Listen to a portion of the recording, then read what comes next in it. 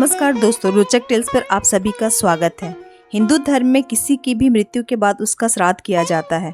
मान्यताओं के अनुसार यह करना बेहद जरूरी एवं अनिवार्य भी होता है। इसलिए हिंदू धर्म में पितृपक्ष का विशेष महत्व होता है। इस दौरान लोग 15 दिनों तक अपने पितरों का तर्पण और पिंडदान करते हैं। धार्मिक मान्यता है कि पितृपक्ष में विधि विधान से पितरों का तर्पण न किया जाए तो उनकी आत्मा इधर उधर भटकती है, अर्थात उनकी आत्मा को मुक्ति नहीं मिलती है। श्राद्ध, तर्पण और पिंडदान करने से उनकी आत्मा को शांति मिलती है। कहा जाता है कि पितृपक्ष में यमराज सभी पितरों को अपने परिजनों से मिलने के लिए मुक्त कर देते हैं। पितृपक्ष के दौरान पितर भी अपने परिजनों से मिलने धरती पर विचरण करते हैं। इसलिए इस दौरान श्राद्ध और पिंडदान करने से उनको तृप्ति मिलती है और वो प्रसन्न होकर अपने परिजनों को आशीर्वाद प्रदान करते हैं। उनके आशीर्वाद से घर परिवार में शांति और सुख समृद्धि बढ़ती है। पितृपक्ष भाद्रपद मास के शुक्ल पक्ष की पूर्णिमा से शुरू होता है और आश्विन मास की अमावस्या तक चलता है।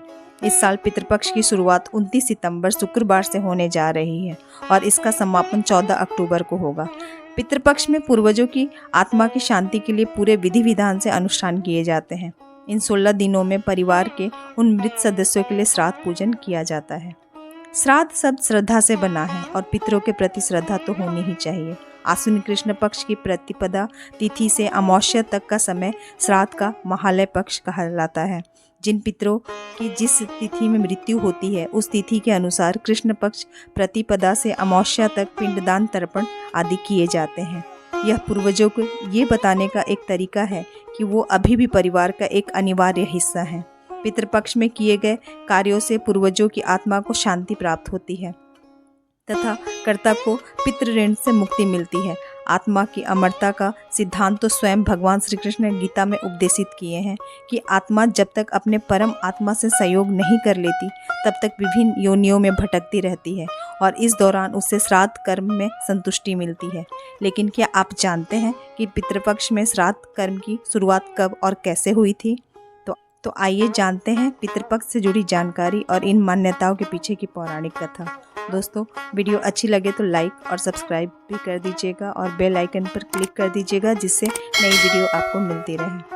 पितरों का श्राद्ध करने की परंपरा महाभारत काल से ही चलती आ रही है। श्राद्ध कर्म की जानकारी भीष्म पितामह ने युधिष्ठिर को दी थी। इसके पीछे की कहानी यह है कि गरुड़ पुराण में भीष्म पितामह और युधिष्ठिर के संवाद बताए गए हैं। महाभारत काल में भीष्म पितामह ने युधिष्ठिर को पितृपक्ष में श्राद्ध और उसके महत्व को समझाया था। भीष्म पितामह ने बताया था कि अत्रि मुनि ने सबसे पहले श्राद्ध के बारे में महर्षि निमि को ज्ञान दिया था। दरअसल अपने पुत्र की आकस्मिक मृत्यु से दुखी होकर निमि ऋषि ने अपने पूर्वजों का आह्वान करना शुरू कर दिया था। इसके बाद पूर्वज उनके सामने प्रकट हुए और कहा, निमि, आपका पुत्र पहले ही पितृ देवों के बीच स्थान ले चुका है। चूंकि आपने अपने दिवंगत पुत्र की आत्मा को खिलाने और पूजा करने का कार्य किया है, यह वैसा ही है जैसे आपने पितृ यज्ञ किया था। उस समय से श्राद्ध को सनातन धर्म का महत्वपूर्ण अनुष्ठान माना जाता है। महर्षि निमि के श्राद्ध कर्म शुरू करने के उपरांत उसके बाद से सारे ऋषि मुनियों ने श्राद्ध करना शुरू कर दिया। श्राद्ध में जब सभी ऋषि मुनि देवताओं और पितरों को भोजन कराने लगे तो अधिक भोजन से पितरों और देवताओं को बदहजमी हो गया और वे सभी ब्रह्मा जी के पास पहुंचे।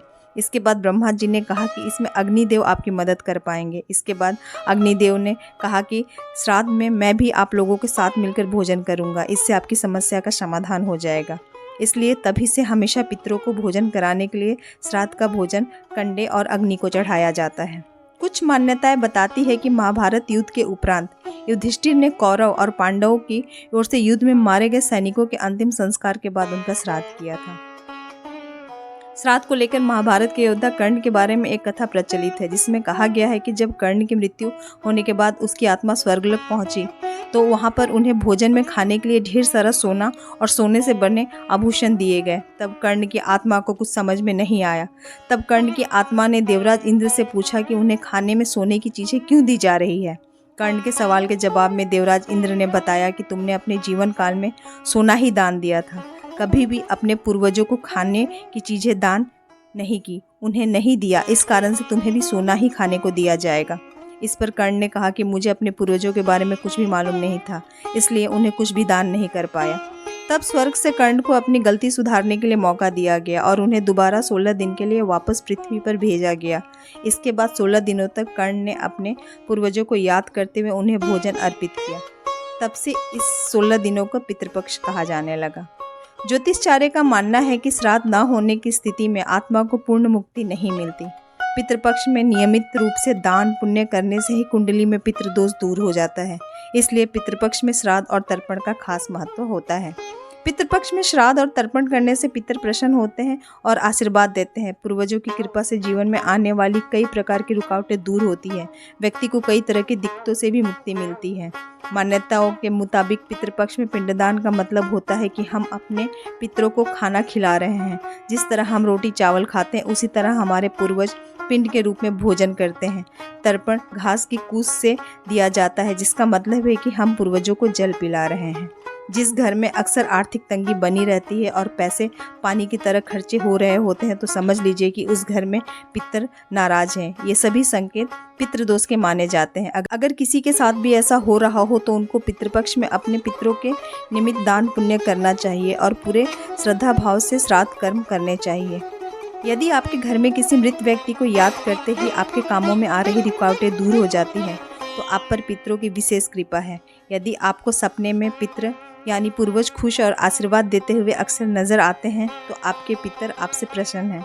सपने में सांप को अपनी सुरक्षा और सहयोग करते देखना भी पितरों का आशीर्वाद होने का संकेत है। तो दोस्तों, ये थी पितृपक्ष से जुड़ी कुछ जानकारी। वीडियो कैसी लगी कमेंट करके ज़रूर बताइएगा। आप सभी पर पितरों की कृपा बनी रहे। जय हिंद, जय भारत।